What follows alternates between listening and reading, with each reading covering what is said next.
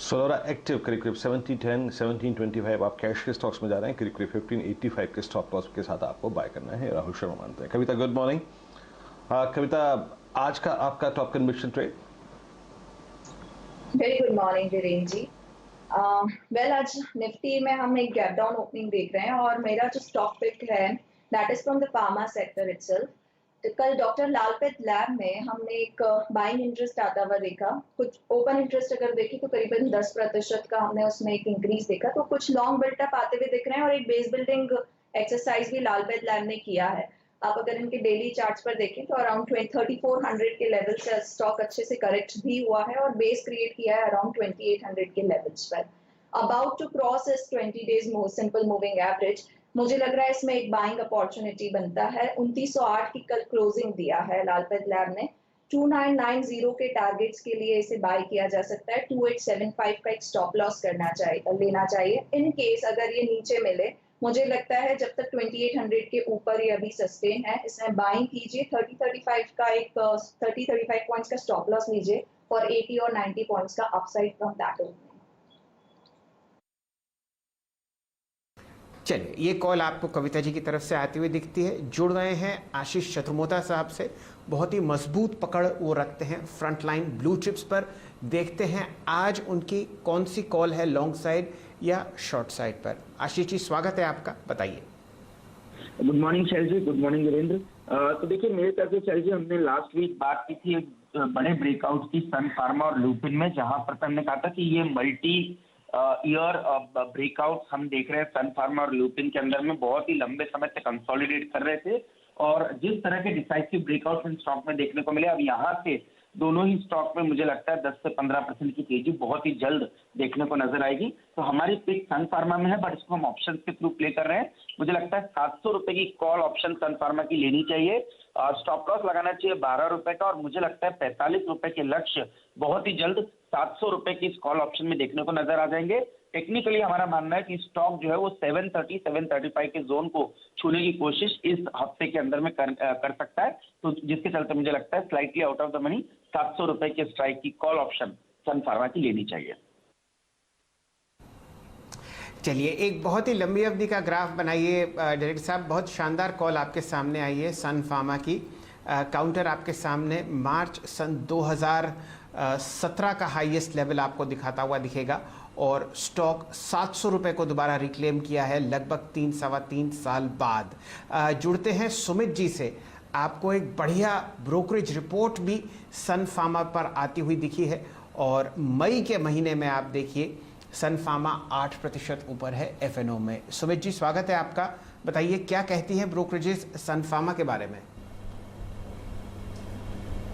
Morning Shail sir, देखिए सबसे पहले सन फार्मा पे एक रिपोर्ट इन्वेस्टेक की आई है। उन्होंने इल्यूमिया जो कंपनी का 2009 में एक्वायर्ड बिजनेस है, वहाँ पर जिस तरह का आउटलुक आया है, जिस तरह के नंबर्स आए हैं, उसके बाद ये रिपोर्ट निकाली है। करीब बाय कॉल है और रफली 800 रुपये के टारगेट्स आ रहे हैं। अभी मैं सुन रहा था 720 रुपये के आसपास के टारगेट्स यहाँ पे आशीष दे रहे हैं, लेकिन 795 रुपये के आसपास के टारगेट्स जो आ रहे हैं इन्वेस्टेक की तरफ से आ रहे हैं। और यूरोपियन साइड पर एक स्ट्रॉन्ग बिजनेस कंपनी ने परफॉर्म किया, स्पेशली इल्यूमिया की साइड से, और 103% के आसपास की वाई बेसिस पे वहां पे ग्रोथ देखने को मिली, जिसको उन्होंने आधार माना है। उन्होंने ये भी कहा कि कंपनी का जो जर्मनी में इल्यूमिया को लेकर मार्केट शेयर है वो वापस बाउंस बैक करेगा और रफली 2020 के जो लेवल्स थे वहां पर आते हुए दिखाई पड़ेंगे। उसके अलावा कंपनी को जो बाकी बिजनेस है वहां से भी एक स्ट्रॉन्ग रॉयल्टी आएगी, जो कंपनी की Q4 नंबर्स के अंदर रिफ्लेक्ट भी करते हुए दिखाई पड़ रही है।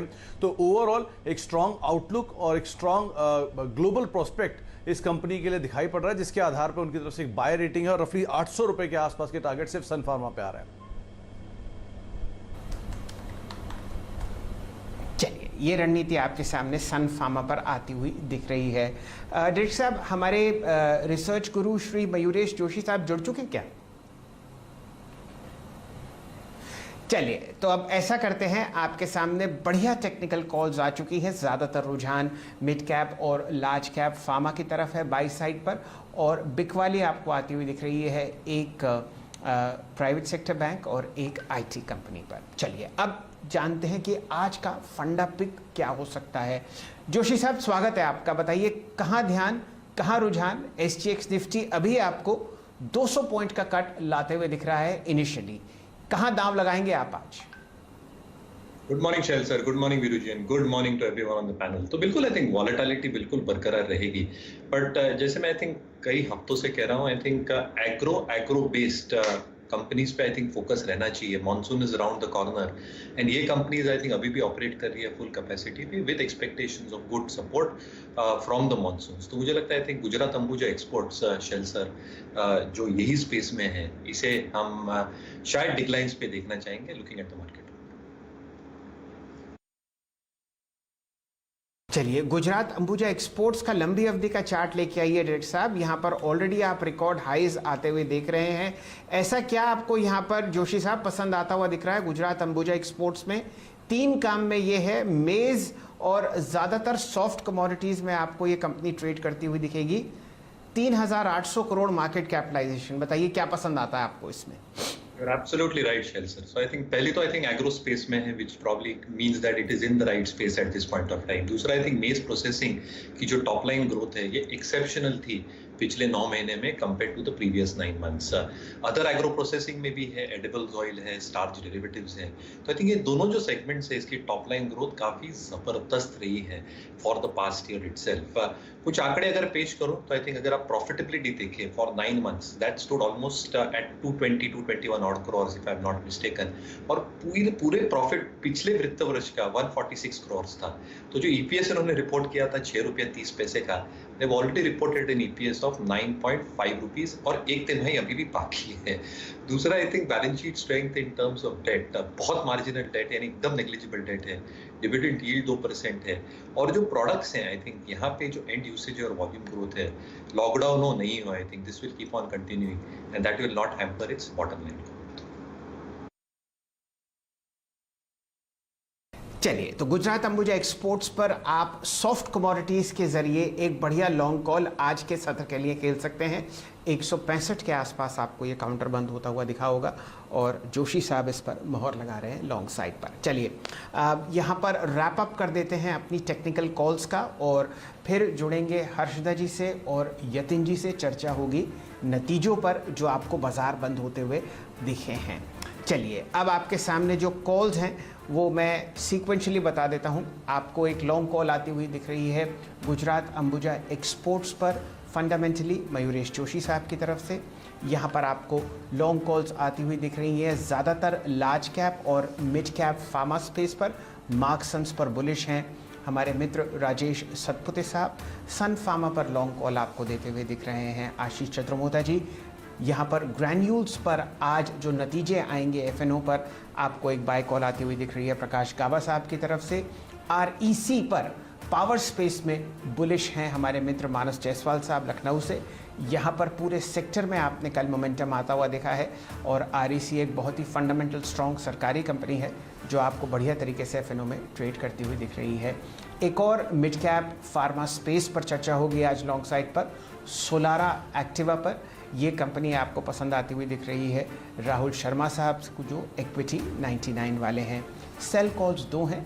शुभम अग्रवाल साहब आपको एक सेल कॉल दे रहे हैं RBL बैंक पर और कोफोर्ज पर बिकवाली की राय आपको देते हुए दिख रहे हैं असित बारन जी। तो ये एक रैप अप है। टारगेट्स और स्टॉप लॉसेस आपके सामने स्क्रीन पर चली रहे और हमारे ट्विटर हैंडल्स पर भी आपको मिलेंगे। अब जुड़ते हैं हर्षदा जी से और सुमित जी से और यतिन जी से। चर्चा होगी उन नतीजों की जो आपको कल आते हुए दिखे बाजार बंद होने के बाद। Over to you Harshada ji. Shail, कुछ मिड कैप कंपनियों के नंबर्स आए हैं और ज्यादातर कंपनियों का प्रदर्शन दरअसल अच्छा है। तो चंबल फर्टिलाइजर के साथ शुरुआत करेंगे। रेवेन्यू में थोड़ा सा प्रेशर जरूर नजर आया, करीब 17% की गिरावट हमने देखी है रेवेन्यू में। 1641 करोड़ के आसपास का आंकड़ा कंपनी ने पोस्ट किया है, लेकिन ऑपरेशनली दरअसल नतीजे अच्छे हैं। EBITDA में करीब 54% का इजाफा, 334 करोड़ के आसपास का EBITDA कंपनी ने पोस्ट किया है। मार्जिन EBITDA लेवल पर 5.5% से बढ़कर ये इनफैक्ट 11% से बढ़कर दरअसल 20% पर आए हैं और प्रॉफिटेबिलिटी में हमने देखा है 541 करोड़ का आंकड़ा देखने को मिला है। टैक्स क्रेडिट का एडजस्टमेंट भी था इस पर्टिकुलर तिमाही में, लेकिन एक चीज नोट कीजिएगा कि यूरिया सेल्स में इजाफा नहीं देखने को मिला है। दूसरे फर्टिलाइजर में दरअसल इनकी सेल ज्यादा बेहतर रही हैं। जिसके चलते EBITDA परफॉर्मेंस बेहतर देखने को मिल रहा है। दूसरी तरफ JMC प्रोजेक्ट्स भी रेडार पर रखेंगे हम, क्योंकि यहाँ पर भी हमने देखा तिमाही नतीजे अच्छे रहे हैं। रेवेन्यू में 42% तक की वृद्धि देखने को मिली है, 1392 करोड़ का आंकड़ा आया। EBITDA में 217% का उछाल, 171 करोड़ का EBITDA जो पिछले साल इसी तिमाही में 54 करोड़ के आसपास का था। EBITDA मार्जिन 5.5% से बढ़कर 12% पर आए हैं और प्रॉफिट कंपनी ने दिखाया है तकरीबन 41 करोड़ का, जहां पर पिछले साल इसी तिमाही में लॉस था 55 करोड़ का। इनके फाइनेंस कॉस्ट में 6% तक की गिरावट देखने को मिली है। Intellect Design Arena mid cap IT company, यहां पर अच्छा performance, dollar revenue growth sequentially 4.5% बढ़ी है, साल दर साल लगभग 9% का इजाफा देखने को मिल रहा है। प्रॉफिट 80 करोड़ के आसपास आया है और कंपनी के हाथ दरअसल एक बड़ा ऑर्डर भी लगा, जिसका फायदा ओवरऑल इनकी डील विंस में देखने को मिला है। तो अच्छी तिमाही इनके लिए रही है।